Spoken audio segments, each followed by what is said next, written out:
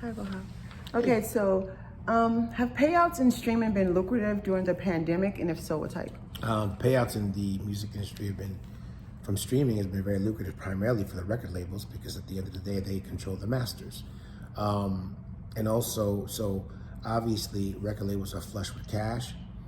They're doing very, very well. Out of every dollar of streaming income, 30 cents goes to the DSPs, Apple, Spotify. The other 70 cents is split 45 cents to the major label, and then the rest is distributed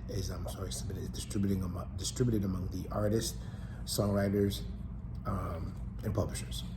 Okay, and so which streaming platform has been the most? Has it been gaming, videos, just on the internet period, or I mean, all of those like streaming platforms Netflix? are really great. You know, obviously, if you're doing music, if you can get your music on other platforms like Apple, Spotify, Tidal, all those are very lucrative. I mean, Netflix is different. Netflix is streaming, movie and visual content.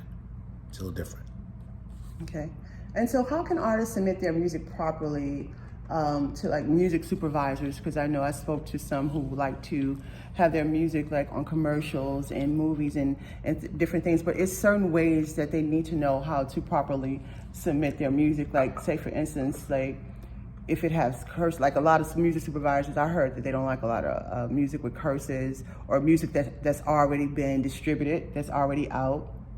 Is that true? I don't know too much about that. I mean, at the end of the day, I would strongly suggest that one, you Google the League of Music Supervisors. There's information online about what music supervisors want, and usually what music supervisors want is you need to know what type of show or that you're trying to submit your music to, or movies or that kind of thing. You need to know what kind of genre, so that you can make sure that you're submitting music that's going to fit what they're looking for. The music supervisor is looking for, right? And it takes a time and commitment to identifying the music supervisors and being politely persistent and following up with them. Mm-hmm. Mm-hmm. And so also, like, I would like to know, well, I know a lot of people would like to know, based on these great artists you've been working with, what was it like working with XXXTENTACION? XXXTENTACION was amazing. He was ahead of his time, probably the smartest client I've ever had a chance to work with. Very smart, very intuitive, very concerned, he wanted to know what was going on with his deals. And he was just a great young person. It's sad that he was taken from us way too early, but we continue to work. He and his mom, who's now the administrator of his estate, Cleo, as well as his manager, Solomon, we continue to build on his legacy. And and thankfully his fans are supportive and still very supportive of him. And for that, we will be eternally grateful. Awesome. His music is Long amazing. live X. Yes, his music is amazing. And so what was it like working with Pop Smoke? Pop Smoke was great. Another dope artist, taken from us way too soon. Mm-hmm. Really I guess the godfather of Brooklyn drill, and really made it happen and brought Brooklyn back.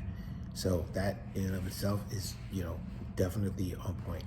I don't want to sound so old because I want to ask what is Brooklyn drill, but I'll probably ask you that later. Yeah, Brooklyn drill is the new music form that comes from London drill. Really? And yeah, the kind of music that Pop is doing is definitely very related to it. Yeah.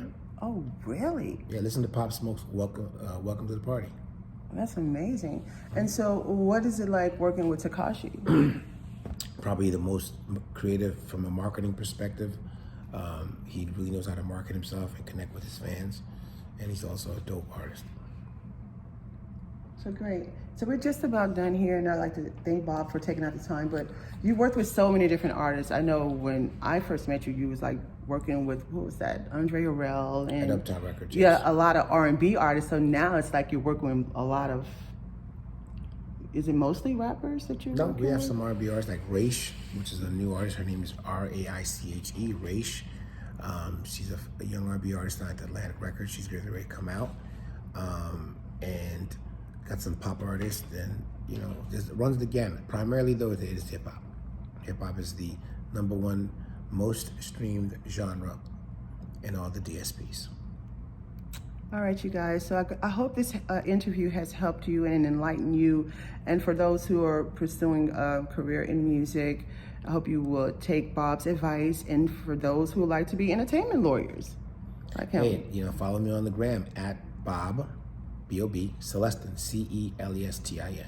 All right, so thank you. Peace. And thank Zan you, Harrold Zan. at agentformusicians.com. And thank you so much, Bob. You're welcome. All right, peace.